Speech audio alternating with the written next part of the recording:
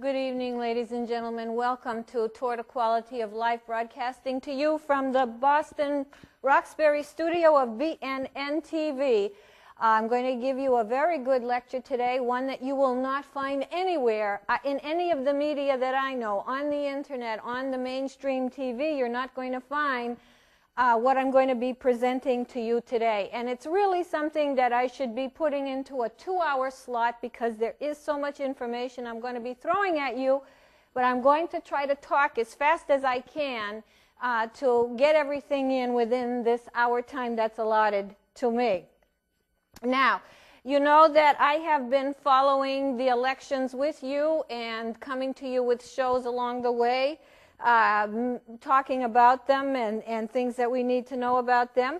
And today I'm going to talk a lot about Mr. Barack Obama. And I will tell you that I will not vote for John McCain. I cannot vote for John McCain. So, of course, it ends up that I'm going to have to vote for Barack Obama. And I have not resonated to Barack Obama, including to this day. I don't have a feel for him. I don't have that grip. Now, I will tell you in the past, with John Kerry, for example, I wouldn't give a fingernail for him. I barely was able to vote for him, and in retrospect, it looks even worse than that. And now I'm faced with having to think about Barack Obama. And I'm like a lot of people, it's not been being talked about since Palin has come on the scene so much, but before that, it was always said over and over, who is this guy? An empty suit. How do we know him? Why is it that the people are trying to grab? I find who Barack is to be an unknown, a kind of thing that's unknown. So, looking into Barack's background, it's a very, very complicated and difficult story to understand, and none of us that I know of has really heard about what his background is about. For example, everybody by now thinks he's been a community organizer, but in fact, he was only a community organizer for 3 years in the 80s, from 1982 to 85, I believe it was. And all this expanse up till now didn't involve, per se, community organizing. Other than after that, he went to law school at Harvard University. He later went into some law firms where he worked on civil rights issues and sort of education issues. Education and juvenile justice have been what he's been all about. And beyond that, what he's done is he's been on boards of I guess, nonprofit organizations, two most notably, at least that are written about, are the Woods Fund, which is a long-established fund, and the Annenberg Project, that same group that sponsors a lot of shows on, or contributes to shows on Channel 2 National Public Radio. Something established by them or grant given by them for I forgot the name of that group, where many, many, many millions of dollars from the Annenberg Foundation were put into the Chicago public school system in order to really try to change what the school system was about and get a better result out of it. In fact, public radio, something established by them or grant given by them for I forgot the name of that group, where many, many, many millions of dollars from the Annenberg Foundation were put into the Chicago public school system in order to really try to change what the school system was about and get a better result out of it.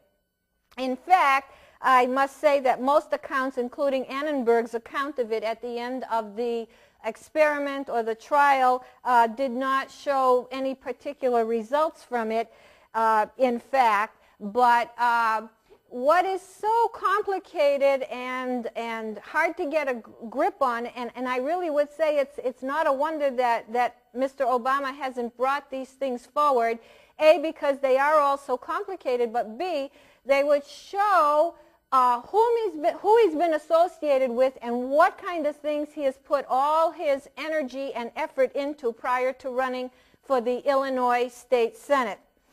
And I think if those were presented to the public as a matter of trying to run for the presidency, people might have pulled back. Not that anything was so bad about it per se, but I don't think they would have liked all the thrust on working on education and juvenile justice in the way that it has been worked on, and I'm going to try to explain that to you today. And my concerns, more so than about Obama himself, though like I say, I can't know him, and I'm going to have to vote for this guy. My concerns are not so much for Obama, but the people that he has had around him and that he has worked with. And if you dig deeply, you start to see them. And I've had some experience with people of the mindset that apparently have been involved with Barack Obama and Barack Obama with them in this long journey that he's taken. Now, there are many, many names. The list is very long, and some of them continue to be involved in his campaign at various levels today. And I can't go into the whole tree and history of the foundations and the organizations that he's been involved in, the projects he's been involved in, and the people that have come and gone. And it's been in investigating it, and boy, was it hard to trace how all this fits together, and I hardly have the complete picture because it's very difficult to trace the whole story. But it is somewhat a typically incestuous kind of pattern, like we even hear about on Beacon Hill here in Massachusetts, where you know, monies are given from a foundation or a fund, then the people getting them turn around and contribute back to the person for some other reason, and then law firms that are used are involved, and then people work for those law firms, and then they have partners that come back and they get money from these foundations. So it's everybody helping everybody in this long course of events, as so commonly happens in life and certainly in politics. Now, the three names, even though I can't go through the whole list, the three names that stand out that everybody knows about are Tony Rezko, the developer in Chicago, the Reverend Wright in Chicago, and most notably William Ayers. And William Ayers has declined, by the way, to speak to anyone about his association with Barack Obama. And let me tell you why I'm so interested to find out who is this guy, what's behind Barack Obama. Now, it always bothered me that William Ayers could be an associate of anybody. In fact, he is a professor of education at the University of Chicago, and it's hard for me to believe that he's been able to do this given what is past and even what his present is. And it's way more than Mr. Ayers. Many, many people, now that I've been delving into this, have similar views, similar kinds of backgrounds, and are thriving in Chicago and elsewhere across the United States. Now, why do I particularly pick on Mr. Ayers and other people?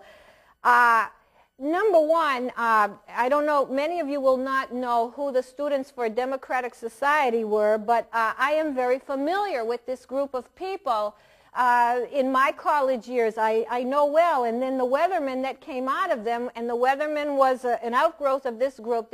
These are very radical people. Now, what bothers me is not leaning left. I lean left, but what bothers me is radical left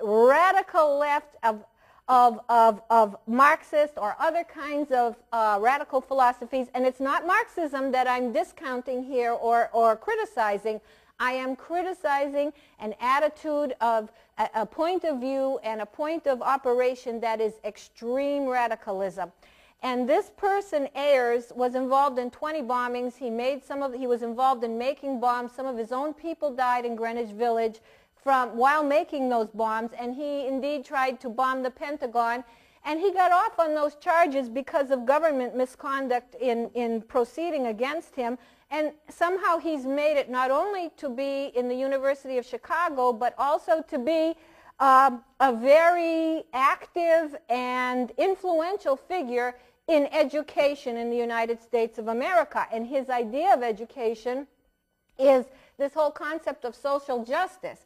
Well, certainly social justice is a nice thing to know, but Mr. Ayers is into like the radical left, are typically into foisting onto people what they insist they're going to have to believe, and causing them to come under the yoke of kind of paying up for and living a certain kind of way.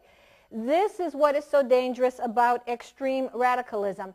And then, as some people say, Mr. Ayers was not just a radical, Mr. Ayers was a terrorist, because, in fact, what he did could have killed people. Fortunately, well, I think it killed some of his own, but fortunately it did not kill any unintended victims, as things turned out.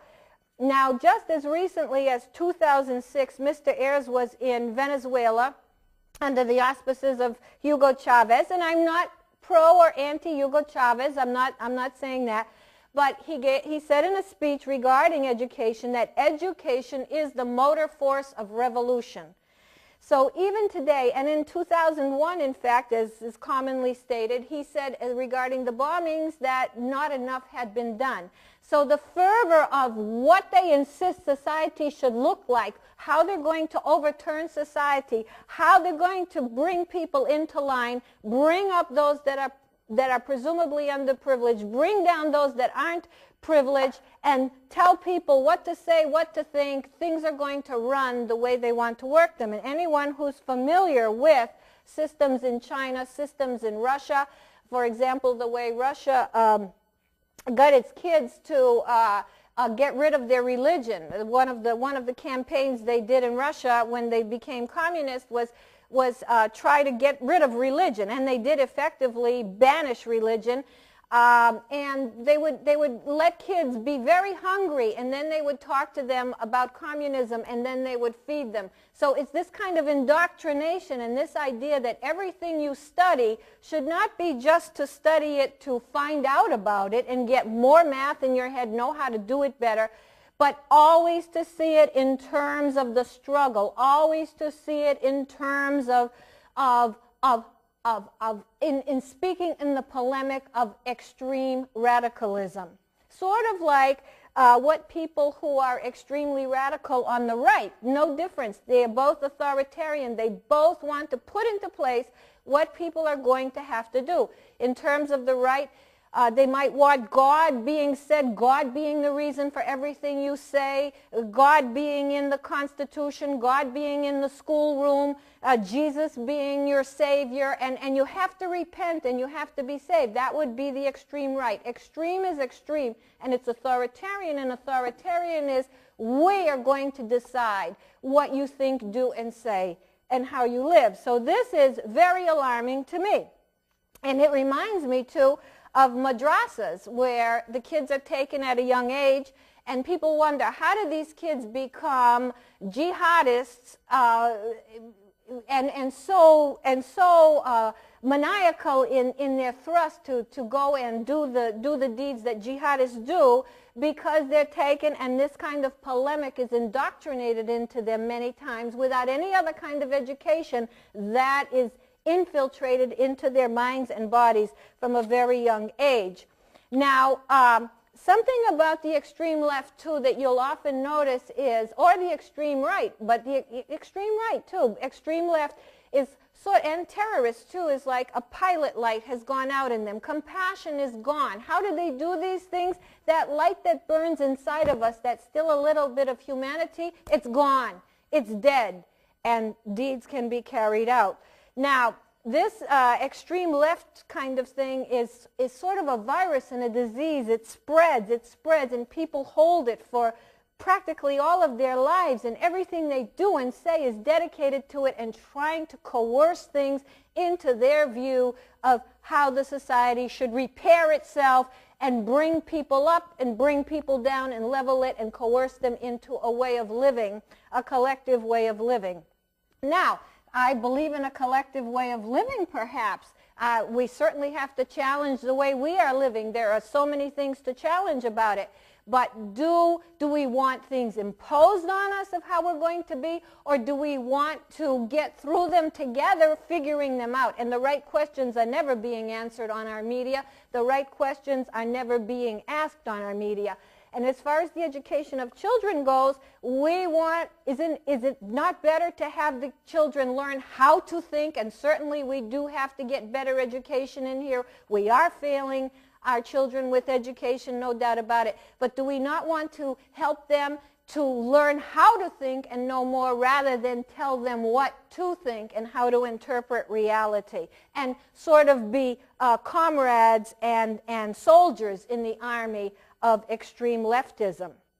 Now, I also thought too today of Bayard Rustin. Some of you may know this man's name. A person who fought for the civil and all kinds of rights of people all over the world, white, black, every kind of people, all his life, was himself African American, born in this country, and is now passed. But I remember seeing him on a talk show. And he also believed in freedom, and he also believed in compassion and you know, people getting along together, not in a vengeful, not in a hateful kind of thing. And I remember him saying, it really struck me, he said, when he was growing up in this country, he did not have enough food to eat. He literally had times when he was kind of starving as a child and a young person. And he said, but in all the life he's lived and everywhere he's been, one thing he knows, even compared to starving as a child, nothing is more valuable than freedom. Freedom to think and freedom to be who you are. Now, this whole web of how Chicago pans out is very complicated, but I'll repeat it a little bit again. And there are many, many players. But there are the developers that are given money that come to these funds, and then there are the funds that give them the money, and then they in turn contribute to political campaigns of people, and then the banks that are involved with the funds help people buy their houses, and then also a lot of these people, and there are so many players involved, and heirs' names comes up time and again. It's not a passing thing. It's not someone who was barely known. It's someone who was in the scene and in that whole environment as it played out for quite a number of years. And also involved in the whole mix is the black liberation theology, which we discussed here in the past. And even some of this radical left talks about uniting the forces of a fierce white fighting force, uniting with black liberationists to do this overturning and revolution of the extreme radical left. Law firms involved too, and people working for them, and you know, them they contributing and so forth and so on. So that has to be a quick idea of way more than meets the eye. And I believe that if these things they're hard to play out because they are so complicated, but so little is known, really, so little is known. The technically community organizing part comes in the early 80s, and the rest can be considered like community organizing. And what does some community organizing has a principle and philosophy behind it, not just to do good, but they have a way. And one of the ways they have is to go in and tell people that are disadvantaged how miserable they are, and to get them to admit that they're miserable, and then to get them into the idea of what they're trying to achieve and get them to be soldiers for them.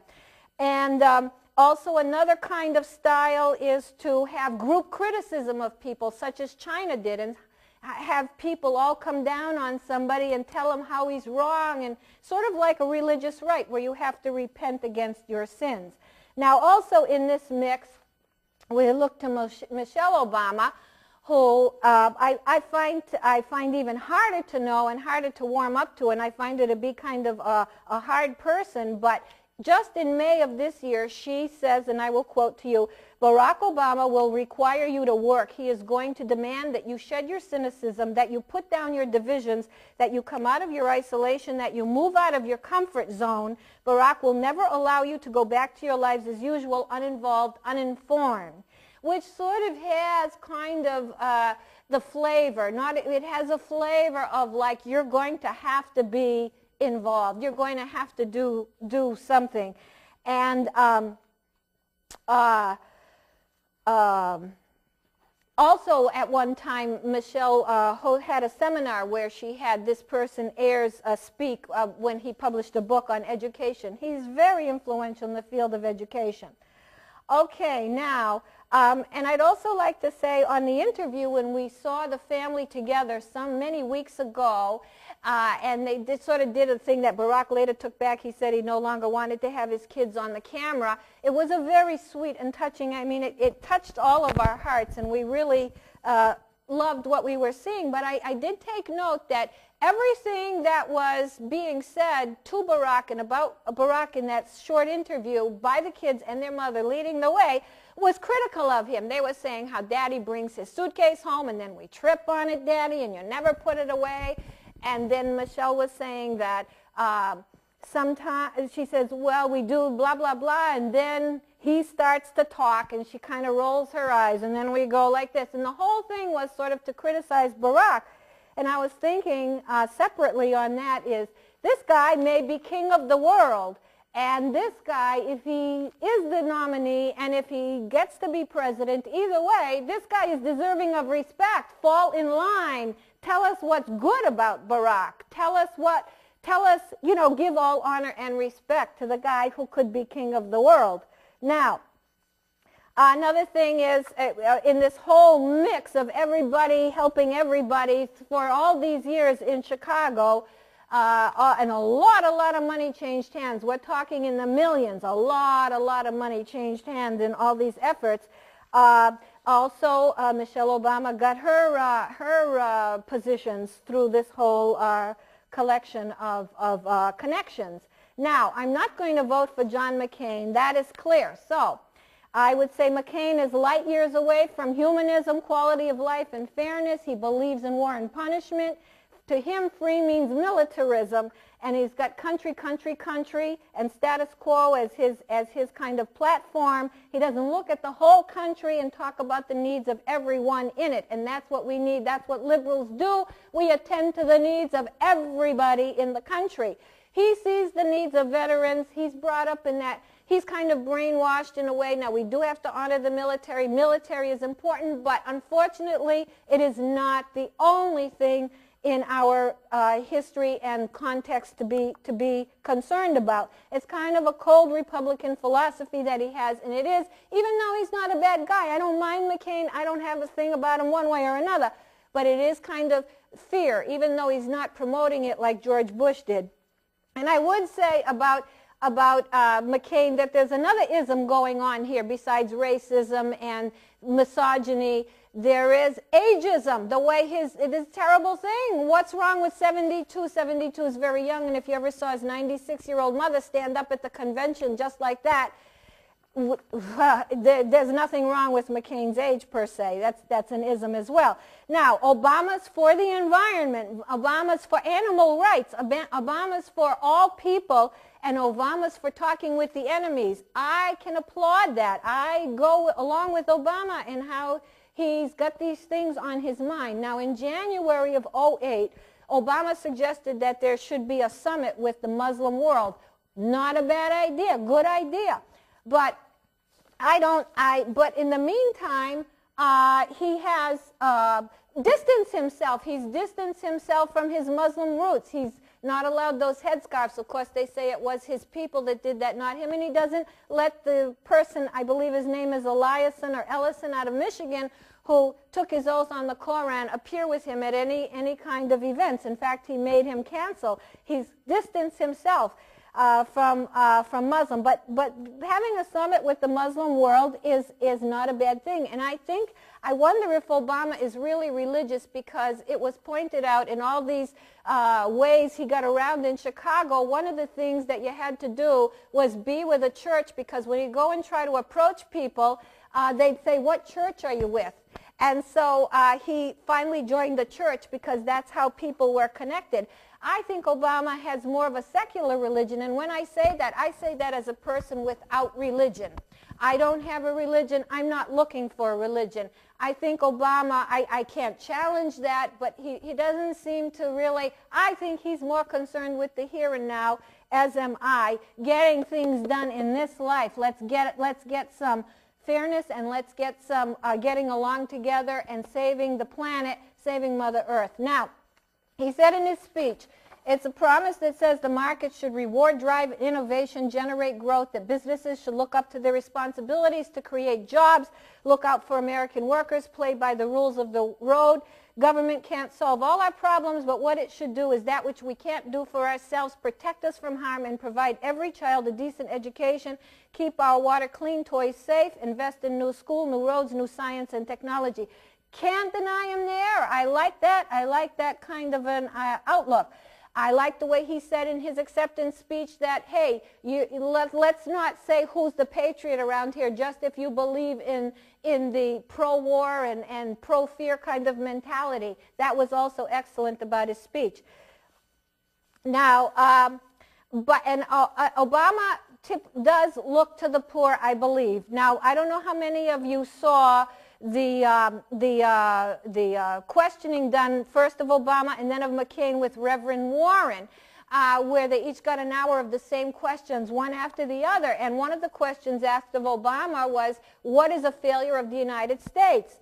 And he said that we haven't helped the least among us. And I kind of don't, this also goes to this thing he seems to have in the background, that he wants to write what's wrong with education, he wants to write what's wrong with poor, and he wants to write what's wrong with the criminal justice system. Those are very near and dear to this person, Ayer, as to other persons as well. These are very laudable, and I think that's what's behind them. But I think if he were to show all the work that he's done in that direction, I'm not so sure he would be that enamoring to as many people as he is. Not that there's anything wrong to work for those things, as long as they don't involve the radical left. This is the concern, the radical left. I mean, how could anyone keep time with Mr. Ayers at all? I can't believe Mr. Ayers is where he is today. All right, now, I'm not looking for someone to inspire me. I'm not looking for someone to show me the way. I'm not looking to cast an historic vote for a woman, a black man. I'm not looking to do those things. And no, just because Palin is a female, I would not vote for her. No, I'm not looking for someone to believe in. I'm not looking to believe. And it reminds me of a Simon and Garfunkel song that they had a line in once that said, "Our nation turns its lonely eyes to you," which seems to be so many of the people that have fallen hook, line, and sinker for Obama. Now, when I say believe, I want to believe, hey, I want to believe that he'll do okay and everything, but I don't want to believe, if you understand the difference. Now, I overheard some young people not long ago saying, they were all eating in a Chinese restaurant, and they were saying, oh, I saw Obama X, Y, and Z on the front page today of the newspaper. So the other guy said to him, well, what did it say? He said, I don't change. He's going to bring change. Well, what did the article say? I don't know. He said, I didn't read the article. Then I saw another young person who was asked something about Obama, and their answer was, Obama knows what's good for us. So you see, a lot of people, they're not gripping into what is Obama. Somebody because they're young and they don't really go that far, and a lot of people because they can't quite feel it. And this is what led me on this journey to try to get to know who is this guy. I still don't know, I grant you that. Now, and I remember how Chris Matthews would say too, oh, how beautiful it would be to have an African American. He was almost crying, and he was saying, oh, these white people out there don't have college degrees, maybe make $30,000 a year. Poor things, they just don't understand. They haven't been elevated yet. And let me tell you, those people know as much as all underprivileged people know of how hard it is to get along and get by and get through.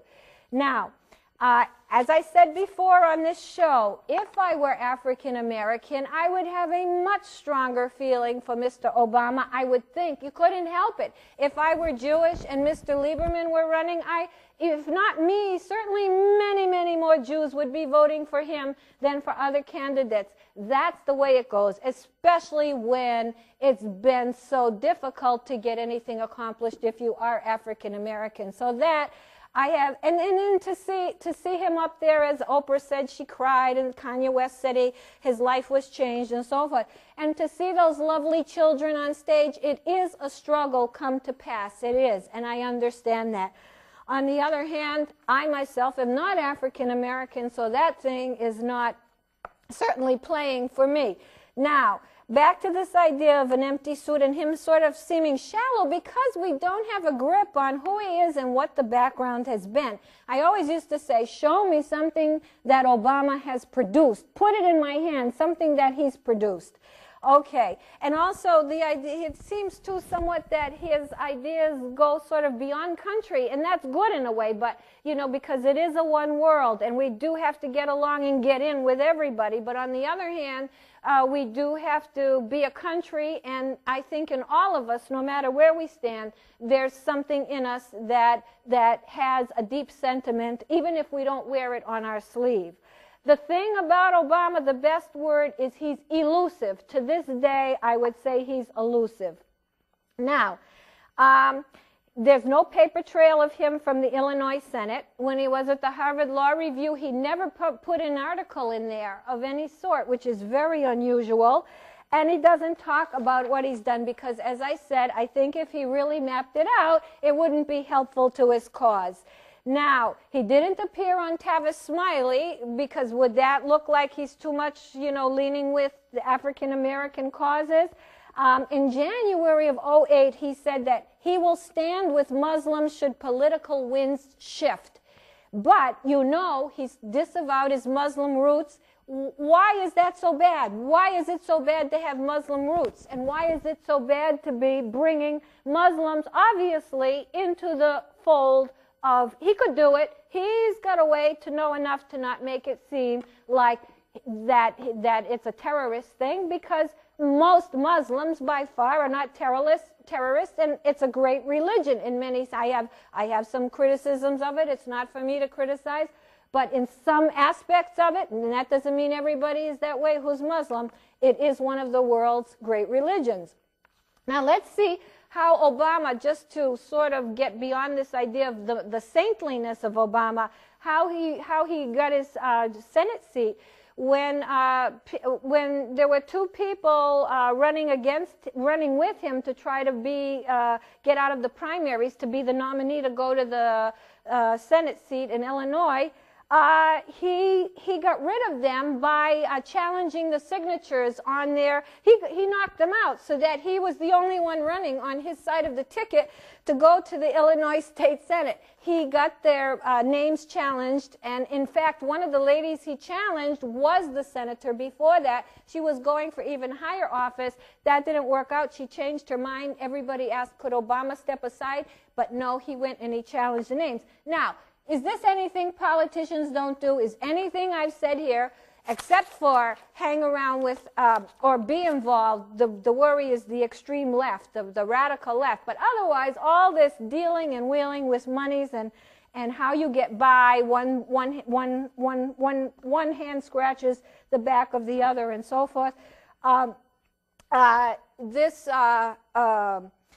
This is what politicians do, just to sort of debunk the myth that he's some kind of new politician.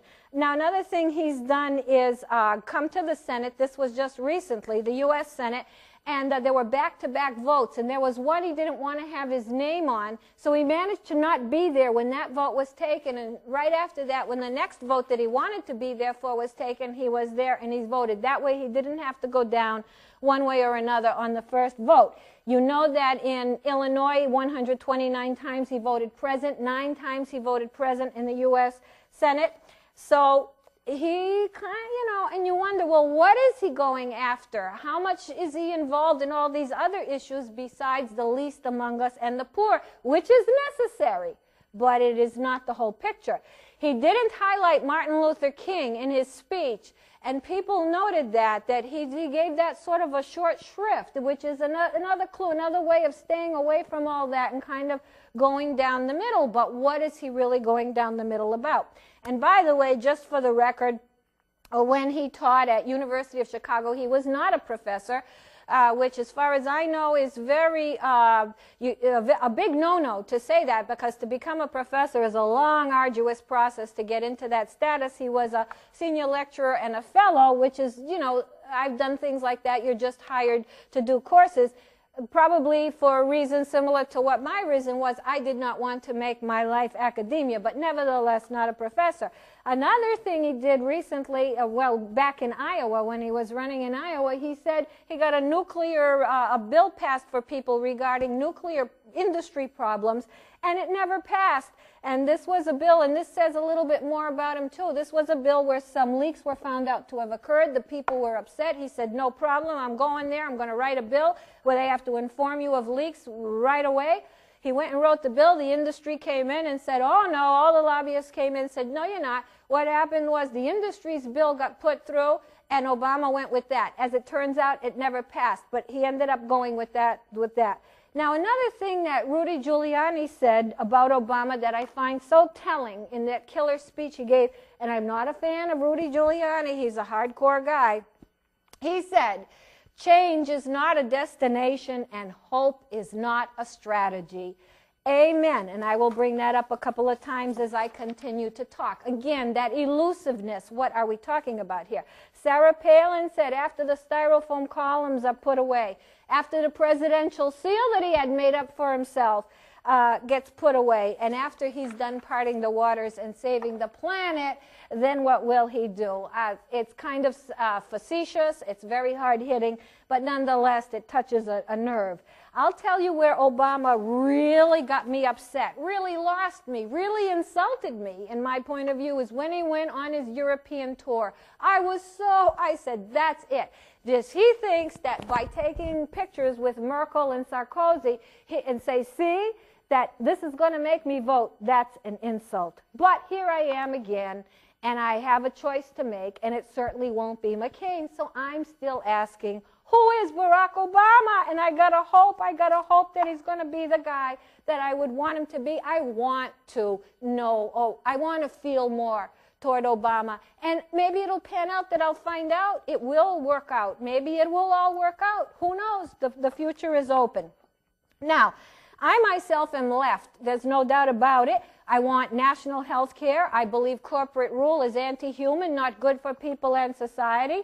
That it's easy to react on the right, the extreme right, it's easy to say kill them, vengeance, put them in jail, throw away the key, or make the suckers pay, hate the rich. Those things are very easy. Liberals, true liberals go beyond the easy. True liberals go beyond to more understanding. Now, we're not talking about letting killers run the street and all that, but we are talking about that there's more than meets the eye. All the great literature talks about how much more is behind what seems so black and white that you can just throw away the key, lock them up, and forget about it. So extremism is not what we're about. Liberals have tolerance, understanding, but not foolishness, and look behind what a circumstance beyond simple anger and revenge. That's the easy. We can all be angry and vengeful. That's easy. And the quality of life we look to as liberals is beyond the veneer. And the noble side of human character is what we want to continue to grow. But we don't want to coerce it. We don't want to say we want to come to this together. And we want to struggle to have a consensus of what is true. There's no opportunity, I admit. All the media is full of commercials twisting your mind with stupid sayings like Comcast and Toyota, making stupidity into the brains of our children.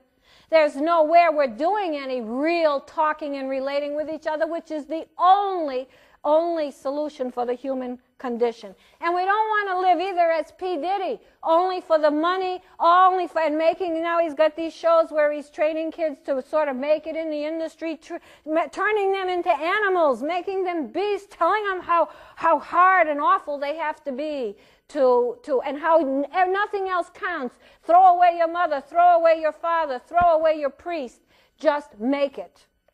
Okay, now one truth is true. African Americans have had a severely tough time in this country. That is true. On the other hand, I personally am not an advocate for the black agenda. But a true liberal is inclusive and attentive to everybody's agenda. And beyond the issues of race, beyond the issues of gender, there's a bigger truth than all of that. Even though those things really matter and pertain to people and are felt by people very intensely and emotionally. But, and I'm not going to say why here, but the environment is way more critical. For example, there are bigger truths, and in terms of our evolution as a people together, there are way bigger truths.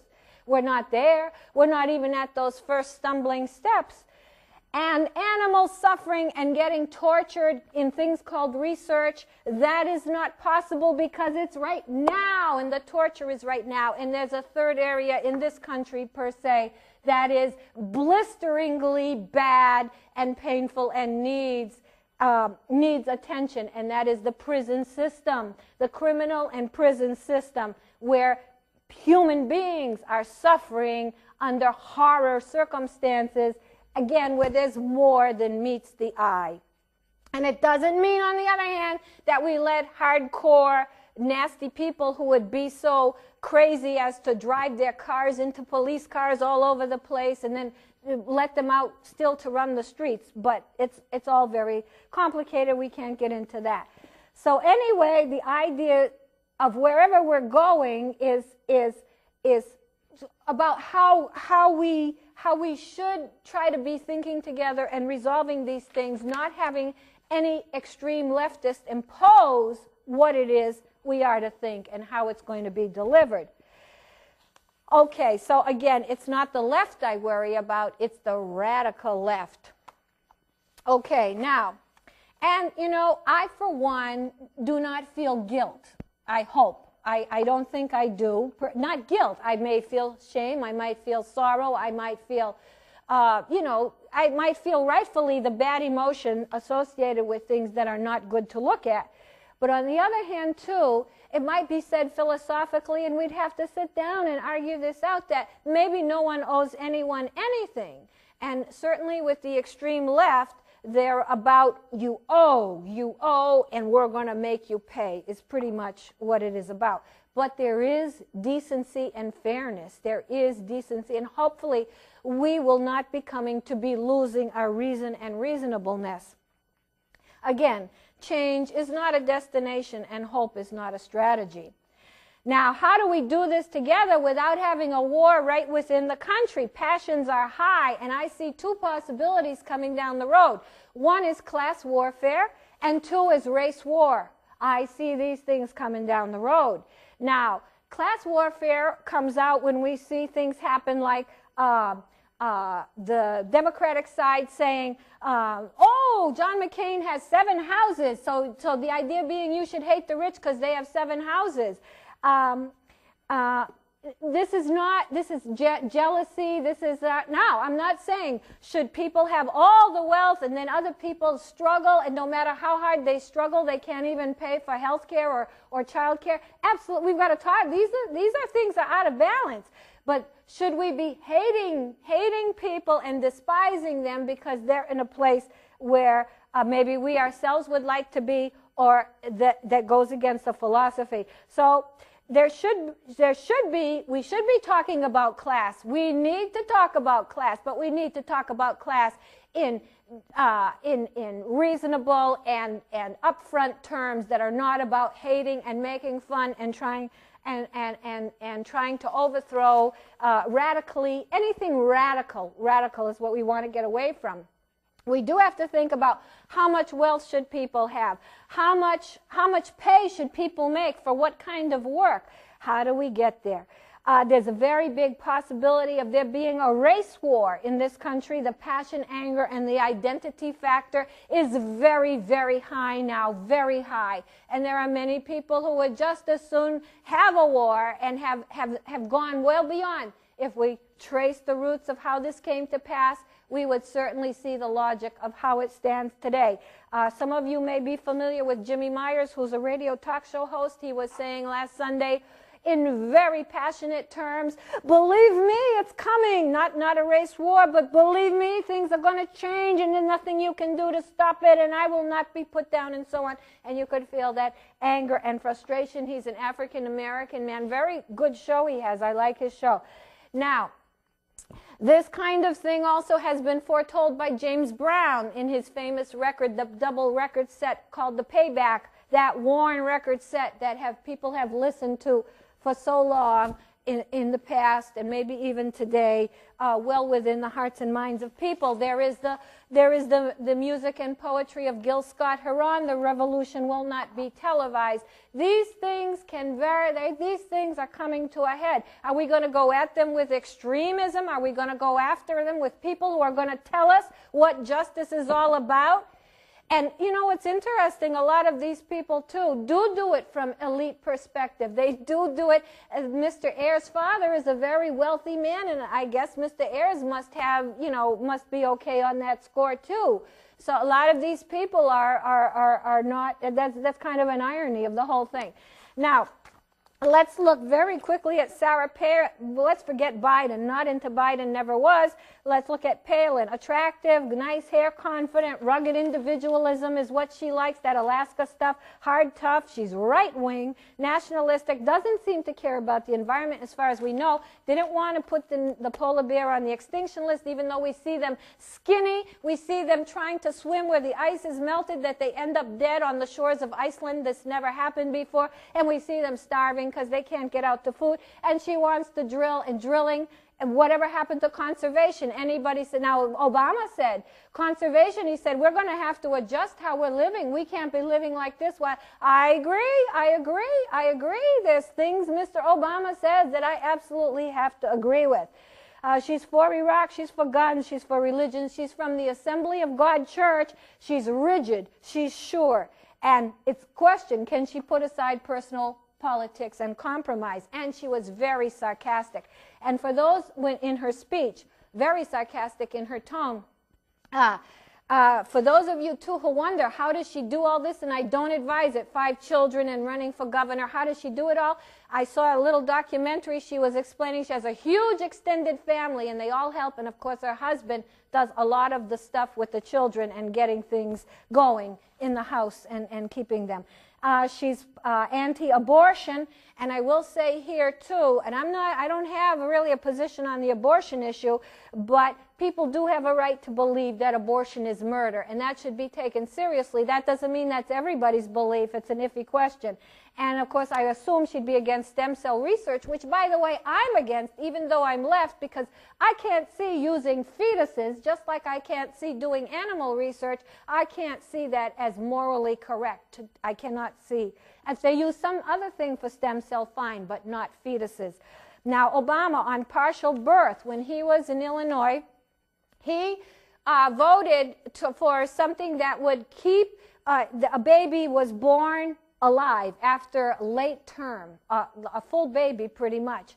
And the baby, even after the abortion, the baby was born. So it came, what do we do in a situation like this?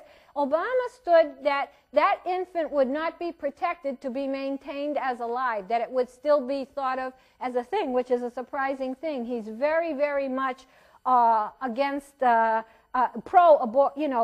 favorable to most terms of abortion.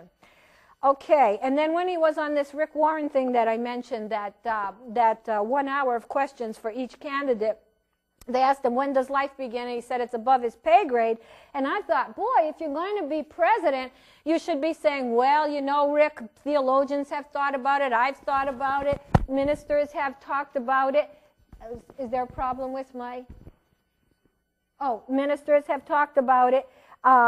And, you know, I was surprised at such a simple, sort of evasive answer.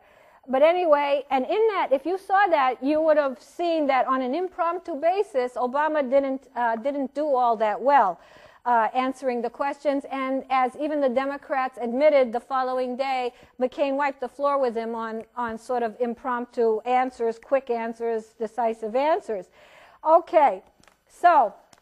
we're coming down to the wire, and I say, too, beware the cult of the leader of personality. That is a very dangerous thing.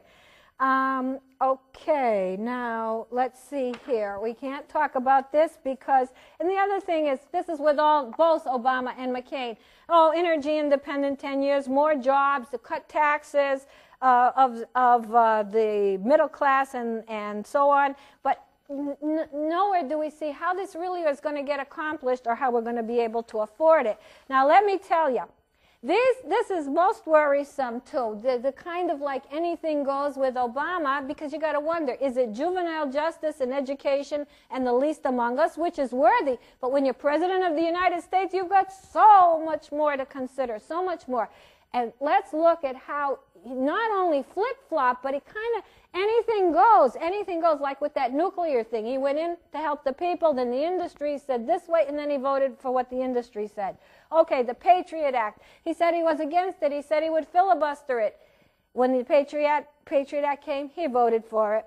Jerusalem, he went to Israel, he said, Jerusalem should not be divided. One city. When he spoke in front of the Palestinians, he said, Jerusalem could be divided. Guns, when it was said that the guns ban in D.C. would not be legal or viable, even though Obama had been against guns completely before then, he said, no, that's okay, that the Supreme Court decided that. Then this FISA thing, where the telecoms would get immunity if the government wants the information of what people are doing through their telecommunications, they give them this private information, and then the people can't go and sue the telecommunication people about it. Obama said, no way, this is absolutely not feasible. When the Supreme Court said, yes, it is, he said, no problem. He went along with that. NAFTA, he said he's going to reduce, some of the ways we're playing out with NAFTA. And then his spokesperson went to Canada to assure the government, really, that's not what we mean. We're just having to say that. The flag pin, he wouldn't wear it. Now he wears it. I don't know if he's had it on lately, but it's kind of this optional thing about whether to wear a flag. And I myself, wouldn't be into the flag one way or another, though I don't like the way it's thrown around and left everywhere. But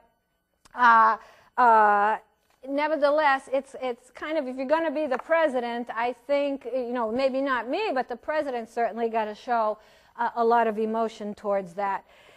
Okay, offshore drilling, he said no way. Then he saw all the pressure about it. He said, well, maybe it'll be okay. Iraq pullout, he said absolutely right away. And then he saw the resistance against that, and he said, well, we're qualified. We're going to have to see exactly how and when we're going to do it. And most recently, he said about his taking away the tax cuts that the wealthy got under Bush, he was going to do that. He very recently said he's going to rescind, for now, going back on those tax cuts for the wealthy. So it gives you pause that is kind of all over the place and so on. And that's Mr. Barack Obama, to me, right now, the guy that I am going to have to vote for, as I have no choice, and I'm just hoping and praying that this involvement of people who are with the extreme left doesn't have a part in what we're going to be doing. I'm hoping that Mr. Obama walks through that and beyond that. Certainly there has been a very long association. And those of you, I've had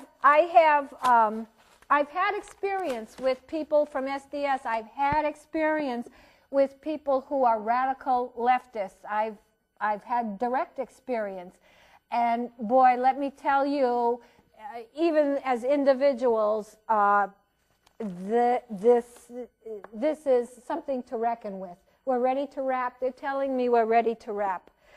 Okay, so thank you very much for tuning in today. And we shall see you again. And I'm going to leave singing a song as we roll our credits. Oh, beautiful for spacious skies, for amber waves of grain, your purple mountain's majesty, above the fruited plain. America, America, God shed his grace on thee and crowned